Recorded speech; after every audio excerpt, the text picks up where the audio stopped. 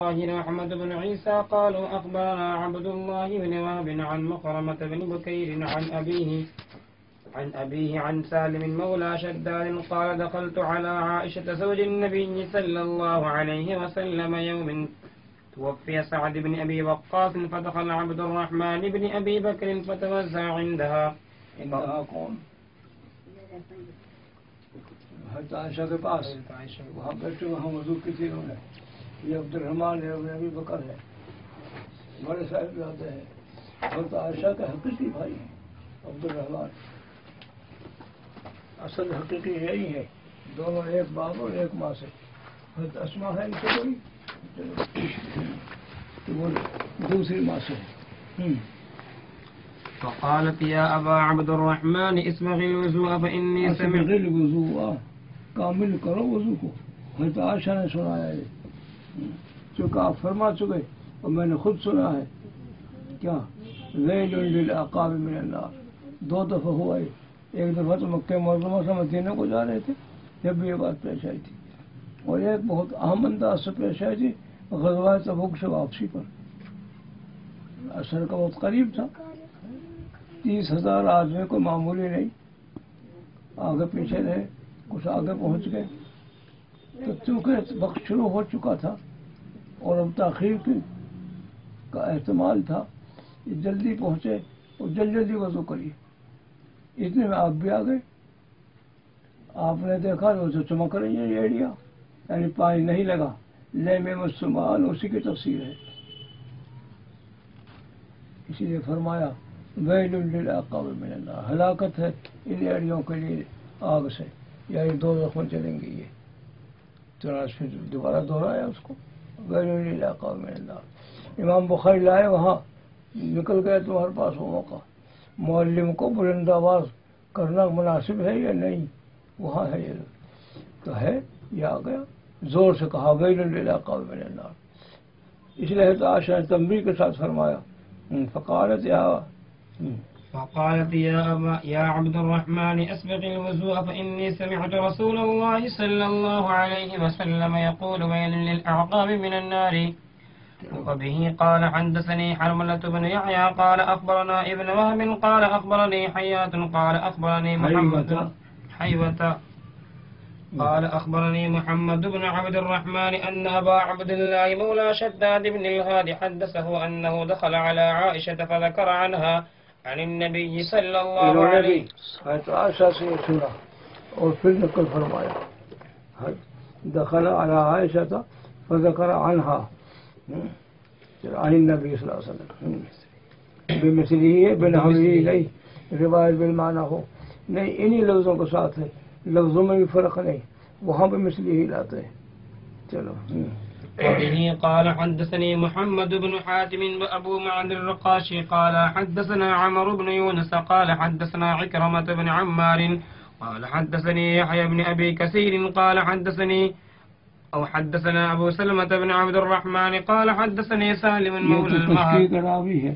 حدثني کا مطلب یہ میں اکیلا تھا حدثنا ہم کافی تھے تو لفظ یہ فرمایا تھا یہ فرمایا اس لیے او داخل کر دیا بیچ میں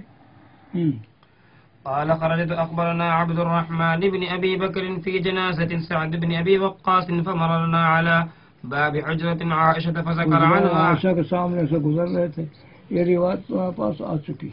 اس موقع پر آپ نے فرمایا تھا لیکن اور حضرات نے نہیں ہمیں کہ عورت کو یاد ہے کہ نہیں ہے اور وہ جس سے حضرت عائشہ استدلال فرما رہی تھی وہ مسجد ہی میں ہوئی تھی جنازے کی نماز تو حضرت عمر نے فرمایا وہ جگہ ہی نہیں تھی بارش ہو رہی تھی وہ تو مجبوراً پڑی تھی وہاں فذكر عنها عن النبي صلى الله عليه وسلم بمثله وبه قال حدثني زهير بن حرب قال حدثنا جرير قال وحدثنا إسحاق قال أخبرنا جرير عن منصور عن هلال بن يساف عن أبي يحيى عن عبد الله بن عمرو قال رجعنا مع رسول الله صلى الله عليه وسلم بمكة یہ آ گیا اور ایک ہوا کہ ہم غزوے سے واپس ہو رہے تھے ابہام ہے تعین نہیں یہ موقع غزوہ تبوک سے واپسی پر ہے اور یہاں متعین ہے یہ مکہ معظمہ سے مدینہ منورہ جا رہے ہیں اسی لیے نام لے دیا اس کا.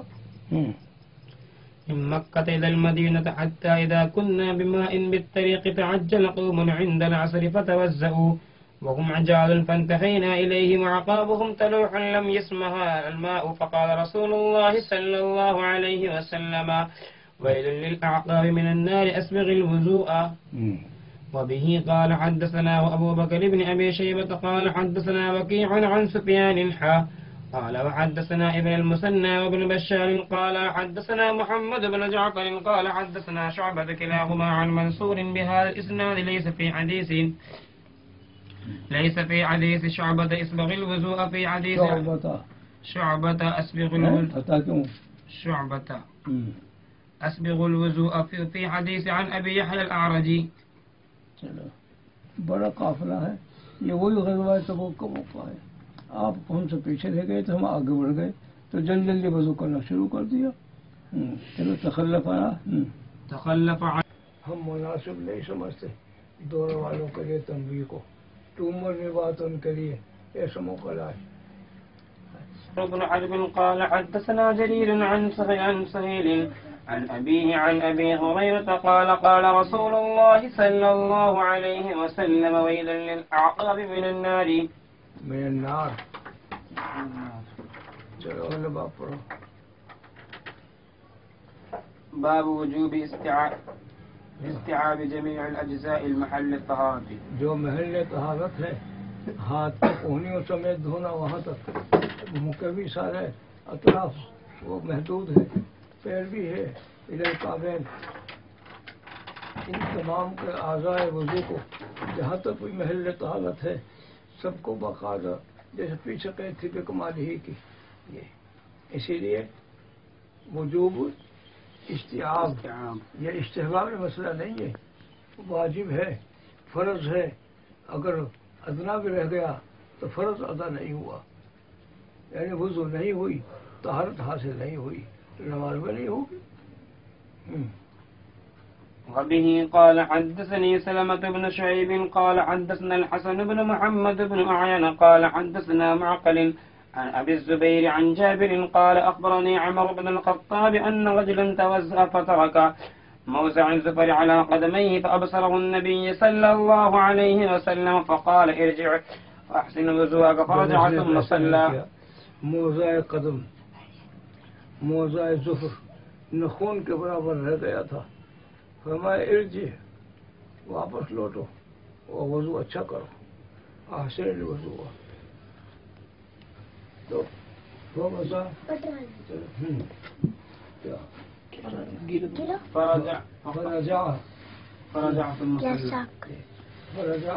ثم صلى.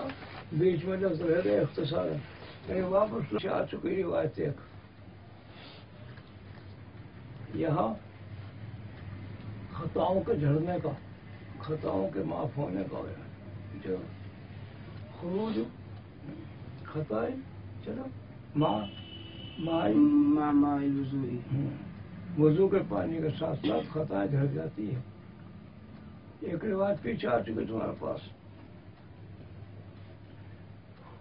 وضو سے فارغ ہو کر جب اٹھتا ہے آدمی تو پاک صاف ہو کر اٹھتا ہے، وہ کچھ گناہ نہیں اس کے ذمہ. یہ عبادت صالحین کا ہے، ان کا نہیں ہے جو وضو میں بھی بکواس کرتے رہے، وضو میں بھی ہنستے رہے، غفلت نہ ہو. نہیں، اگر رجوع اللہ ہے اور استحضار خدا مند اس کو حاصل ہے، واقعی میں یہی درجات ہیں. پھر وضو، چونکہ چھوٹی خطائیں تو ان الحسنات یذہبن السیئات، عبادات جو ہے وہ کفارہ بن جاتی ہیں، اور وضو خود ہی عبادت ہے، اس سے گناہ معاف ہوں گے. اسی لیے جب وضو سے فارغ ہوگا پاک صاف ہو کر اٹھے گا. اب وہاں آئے تو پیچھے لفظ مسجد، اب مسجد کی طرف چلنا، نوافل پڑھنا، انتظار صلاۃ میں بیٹھے رہنا، پھر نماز ادا کرنا باجماعت، یہ ساری چیزیں زائد ہوں گی. زائد کا کیا مطلب؟ گناہ تو پہلے ہی مٹ چکے تھے، ابھی ترقی درجات کو باعث بنے گی، رفعت مرتبت کے لیے. رفعت مرتبت ہے، علو مرتبت ہے، یہ نہیں کہ بس چاہے جیسے چل لیے۔ اللہ کا نظام ہے، قدرتی نظام ہے، استحضار خدا بندی کے ساتھ جب اس طرح سے چلے گا پاک ہو کر اٹھے گا۔ اب یہ جو بقیہ ہوا رہ گئی، ابھی جو مقصد ہے وہ تو بھی نہیں آیا، تو ان سے پھر درجات کی بلندی اس کو حاصل ہوگی۔ چلو وبه قال حدثنا سويد بن سعيد عن مالك بن أنس قال وحدثنا أبو الطاهر واللفظ له قال أخبرنا عبد الله بن وهب عن مالك بن أنس عن سهيل بن أبي صالح عن أبي هريرة أن رسول الله صلى الله عليه وسلم قال إذا توزع العبد المسلم أو المؤمن فغسل۔ مومن یہ تو شک راوی ہے، آپ نے مسلم کا لفظ فرمایا تھا، مومن کا، دونوں ایک ہی بات ہے۔ جب دونوں کمال پر ہوں تو کل مومن مسلم و کل مسلم مومن، تو فرمایا فغسل وجهه خرج من وجهه كل خطيئة نظر إليها بعينه مع پھر پڑھو اذا توضأ العبد المسلم، إذا توزع العبد المسلم أو المؤمن فغسل وجهه خرج من جب وجهه۔ دھویا اپنے چہرے کو تو نکل گئی چہرے سے ساری خطائیں۔ چہرے میں تو آنکھ بھی ہے، ناک بھی ہے، منہ بھی ہے، زبان بھی ہے، سب چہرے میں ہی آتی ہے۔ ان سے جو خطائیں وجود میں آئی وہ سب پانی کے ساتھ ساتھ جھڑتے چلی جائیں گی۔ کل خطيئة نظر إليها بعينيه مع الماء نظرہ پہ آئی نہیں ہی علیحدہ ہے، ایسے ہر ایک کے ساتھ ہے، اس کے ساتھ بطشت آئے گا، پیروں کے ساتھ مشت آئے گا۔ کل خطیت کالا كل خطيئة نظر إليها بعينيه مع الماء وسع آخر قطر الماء فإذا غسل يديه خرج من يديه كل خطيئة كان بدشتها۔ نکل گئے وہ اپنے خرج من یدیہ کل خطیت کان بطشتھا، ہر اس خطا سے جو بھی ہاتھ نے گرفت کی ہے، ہاتھ چھوا ہے، ہاتھ لگا ہے اس کو، تو چاہے اتنا ہی لگ گیا۔ طالب علم ہے، طالب علم کے کٹورے کو ہاتھ لگا رہا ہے، وہ اس لیے کہ میں اس کو آہستہ سے کھسا لوں، دوسرے نظر کر لیا ہٹا لیا تو حرکت تو غلط ہوئی، یہ غلط، مگر وجود میں نہیں آئی، اسی لیے خطا ہو کر رہ گئی، تو وہ یہ ساری چیزیں معاف ہو جائیں گی۔ کل خطیئت بطشتھا، كل خطيئة كان بدشتها يداه مع الماء ومع آخر قطر الماء۔ یا تو پانی کے ساتھ کا لفظ ہے یا ماں آخری قطرت ہے، یعنی آپ نے یہ لفظ فرمایا تھا یا یہ لفظ فرمایا تھا، آخری قطرہ میں تو کوئی پانی ہے اور آخری تک جھڑتے رہیں گے وہ، اسی لیے جب فارغ ہوگا تو گناہ جھڑ کر ہو جائیں گے۔ فإذا غسل رجليه خرجت كل خطيئة مشتها فرجلاه۔ مشاعر سے جن کی طرف چلے ہیں قدم غلط ارادے سے، وہ قدموں کے گناہ معاف ہو جائیں گے۔ مشتها رجلاه مع الماء ومع آخر قطر الماء حتى يخرج نقيا من الذنوب۔ نکل جائے گا وہ پاک صاف ہو کر گناہوں سے، نقیہ۔ وبه قال حدثنا محمد بن معمر الربيع القيسي قال حدثنا أبو هاشم المخزومي عن عبد الواحد وهو ابن زياد قال حدثنا عثمان بن حكيم قال حدثنا محمد بن المنكدر عن حمران عن عثمان بن عفان قال قال رسول الله صلى الله عليه وسلم من توزأ فأحسن الوضوء خرجت خطاياه من جسده حتى تخرج من تحت أظفاره۔ ناک ہے، آنکھ ہے، کان ہے، غلط سنا، غلط پکڑا، غلط چلا، یہ سب اعضائی ہیں، تو جسد کا اطلاق آئے گا سب پر۔ خرجت خطاياه من جسده، یہ سارا اس کے جسم میں تو ہے، وضو میں سارے اعضاء آ گئے تو جسد سے اس کے گناہ معاف ہو جائیں گے۔ حتی تخرج، باب استحباب حتی تخرج حتى تخرج من تحت أظفاره